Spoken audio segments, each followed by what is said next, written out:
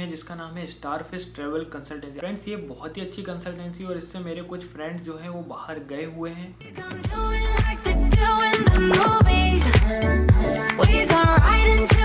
आप लोगों को पोलैंड जाना है, वर्क पे जाना है, वहाँ जाकर काम करना है, तो ये वीडियो आपके लिए। आप लोगों को किस कंसल्टेंसी के थ्रू जाना है जो कि इंडिया में है, किन एजेंट से मिलना है जो कि इंडिया में है। ये कंसल्टेंसीज और ये एजेंट ये सारे जो हैं 1970 के बाद से वर्क कर रहे हैं और आप इनकी रेटिंग देख सकते हैं। ये गवर्नमेंट से सर्टिफाइड हैं, ये सारी चीज़ आप चेक कर सकते हैं।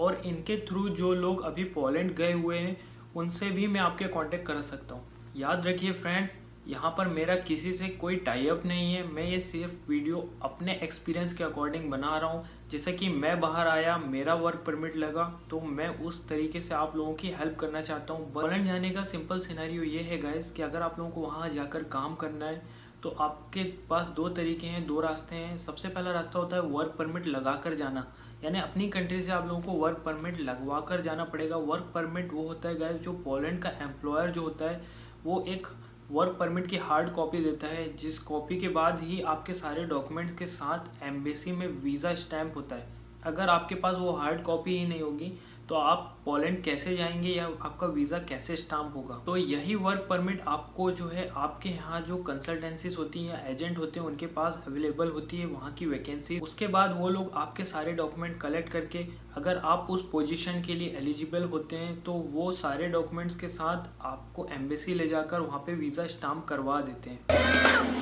और सेकंड ऑप्शन ये है कि अगर आप पोलैंड विजिट वीज़ा पे जाएं, विजिट वीज़ा पे कैसे जाना है उसके लिए भी मैं सारी चीज़ बता दूंगा, सारे डॉक्यूमेंट बता दूंगा। तो अगर आप वहाँ जाकर विजिट वीज़ा पे एम्प्लॉयर फाइंड कर लेते हैं, ऐसी जॉब ले लेते हैं जो आपके स्किल्स, और अगर आप नॉन स्किल वाले हैं तब भी आपको वो एम्प्लॉयर हायर करने के लिए रेडी है, तो अगर आप उसको वैसा काम दे रहे हैं तो याद रखिए वो आपका विजिट वीज़ा जो है वर्क परमिट में चेंज कर देगा। तो विजिट वीज़ा में कैसे जाना है, वीएफएस ग्लोबल की वेबसाइट में जाना है। पोलैंड की जो है एप्लीकेशन का फॉर्म जो है उसको डाउनलोड करके उसको प्रिंट करने के बाद सबमिट करना है गाइस, और अपने सारे डॉक्यूमेंट्स को स्कैन करके वहाँ पे लगाना पड़ेगा। डॉक्यूमेंट्स में क्या क्या आता है, पासपोर्ट साइज फोटोज़, अगर आप किसी कंपनी में काम कर रहे हैं तो 6 मंथ की सैलरी स्लिप, आपका जो अकाउंट है जिस भी बैंक में आपका अकाउंट है उसकी 6 महीने की डिटेल्स चाहिए रहती हैं। अगर आप किसी कंपनी में काम कर रहे हैं तो वहाँ से आपको एक एनओसी लेना पड़ेगा, नॉन ऑब्जेक्शन सर्टिफिकेट। आपको ये प्रूफ करना रहता है कि आपकी कंपनी को कोई ऑब्जेक्शन नहीं है कि आप पोलैंड विजिट कर रहे हैं। इसके बाद अगर आपके पास कोई बिजनेस है तो आपको अपने बिजनेस के सर्टिफिकेट लगाना पड़ेगा। अगर आपके पास कोई प्रॉपर्टीज़ हैं तो आपको प्रॉपर्टीज़ के सर्टिफिकेट लगाना पड़ेगा। ये बहुत ही ज़्यादा बेनिफिशियल होता है गाइज, इससे ऐसा फील होता है कि आप फाइनेंशियल बहुत ही ज़्यादा स्ट्रॉन्ग हैं। इसके बाद आपको कवर लेटर बनाना पड़ता है। कवर लेटर में आपको सारी डिटेल्स देना पड़ता है कि आप वहाँ क्यों जा रहे हैं, कितने दिन आप रुकेंगे, कब जा रहे हैं। वो सारा कवर लेटर कैसे बनाना है अगर आपको नहीं पता है मुझसे कांटेक्ट करें, मैं बना दूंगा, इसके लिए कोई भी चार्ज नहीं लूँगा गाइज। इसके बाद आपको होटल की बुकिंग के पेपर लगाना पड़ता है क्योंकि आप वहाँ शो करना है कि आपकी होटल ऑलरेडी बुक्ड है। और एंड में आपको फ्लाइट की टिकट के रिजर्वेशन की कॉपी लगाना पड़ता है। याद रखिए फ्रेंड्स, ये आपको कोई बाय नहीं करना होता है, आपको सिर्फ ये शो करना पड़ता है कि आपकी जो सीट है वो रिजर्व है।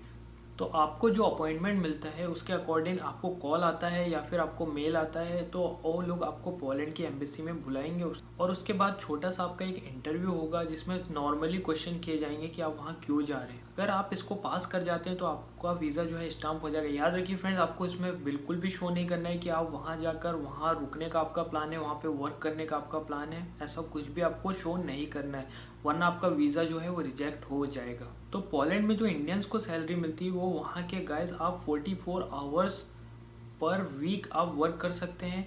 तो अगर आप एक दिन में 9 घंटे काम करते हैं तो आपको 19 से लेके 22 ज़िलोटी तक आपको पे किया जाता है पर आवर।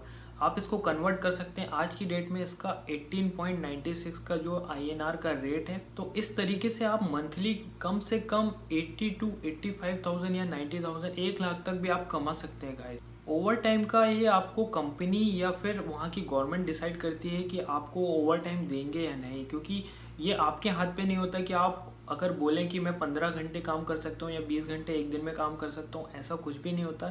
और हाँ, एक सबसे बड़ी बात ये भी है कि अगर आप पोलैंड गए हैं किसी भी वर्क पे तो आप 1 महीने बाद आप वहाँ से काम चेंज भी कर सकते हैं। सबसे बड़ा बेनिफिट ये है कि पोलैंड एक शेंगेन कंट्री हो, जैसे कि आपको पता होगा कि शेंगेन जो एरिया है उसमें 26 कंट्रीज आती हैं। तो अगर आपके पास पोलैंड का वर्क परमिट है तो आप किसी दूसरी कंट्री में भी जाके वहाँ काम कर सकते हैं, और या फिर पोलैंड में भी किसी और कंपनी में काम कर सकते हैं, यानी कि आप काम चेंज कर सकते हैं। पर याद रखिए फ्रेंड्स, अगर आप लोग किसी एक कंपनी में अच्छे से काम करते हैं तो वहाँ अगर 8 से 9 महीने या 1 साल अगर आप कंप्लीट कर लेते हैं तो आपको वो कंपनी जो है हर महीने टैक्स भरने के बाद, वहाँ की गवर्नमेंट को टैक्स भरने के बाद आपको टीआरसी कार्ड बना के देती है, यानी कि जो होता है टेम्परेरी रेसिडेंस कार्ड। इस कार्ड बनने के बाद आपको बहुत ज़्यादा वहाँ पे बेनिफिट मिलते हैं, जैसे कि आप अपना बिजनेस ओपन कर सकते हैं, या आप किसी दूसरी कंट्रीज़ में भी ट्रेवल कर सकते हैं यूरोप में, और आप वेकेशन पे आ सकते हैं, आप अपनी फैमिली को ले जा सकते हैं, आप पीआर के लिए अप्लाई कर सकते हैं, यानी कि बहुत सारे ऐसे बेनिफिट हैं जो आपको मिलना स्टार्ट हो जाते हैं। गाइस, पोलैंड की जो गवर्नमेंट होती है वो वहाँ के हर एम्प्लॉयर या ऑनर से जितने भी लोग वहाँ काम करते हैं उनके अकॉर्डिंग वो टैक्स लेती है हर महीने। तो ये आपको इसकी कोई भी फिक्र करने की ज़रूरत नहीं है, जो आपका एम्प्लॉयर है वो वहाँ के टैक्स भरता है। टैक्स के साथ आपकी सैलरी को जो कहा जाता है वो प्रोटो कहा जाता है, और टैक्स के बिना आपकी सैलरी को नेटो कहा जाता है। तो जब भी आप कॉन्ट्रैक्ट पेपर बनवाएं तो उसमें ध्यान रखें कि आपकी सैलरी प्रोटो में शो है या फिर नेटो में शो हो रही है। तो गाइस, चैनल को सब्सक्राइब ज़रूर करें, वीडियो को एक लाइक ज़रूर से देना, और अगर आप लोगों को वर्क परमिट लगवाना है तो मुझसे यहाँ कांटेक्ट करें। मैं वो सारी कंसल्टेंसी इंस्टाग्राम या फेसबुक पे आपको मैसेंजर पे या कैसे भी आपको बता दूंगा। वैसे नॉर्मली मैं एक कंसल्टेंसी के बारे में बता रहा हूँ जो कि दिल्ली में है, जिसका नाम है स्टारफिश ट्रैवल कंसल्टेंसी। आप यूट्यूब पे भी सर्च कर सकते हैं, और इसका नंबर यहाँ मेरी स्क्रीन पे शो हो रहा होगा। इसका एड्रेस भी मैं आपको दे दूंगा डिस्क्रिप्शन में। फ्रेंड्स, ये बहुत ही अच्छी कंसल्टेंसी, और इससे मेरे कुछ फ्रेंड्स जो है वो बाहर गए हुए हैं। तो वीडियो को लाइक और सब्सक्राइब जरूर से करें गाइस। अगर कोई प्रॉब्लम आती कमेंट जरूर करें, मैं उसका रिप्लाई आपको 100% दूंगा। तो मिलते हैं नेक्स्ट वीडियो में, तब तक के लिए बाय बाय।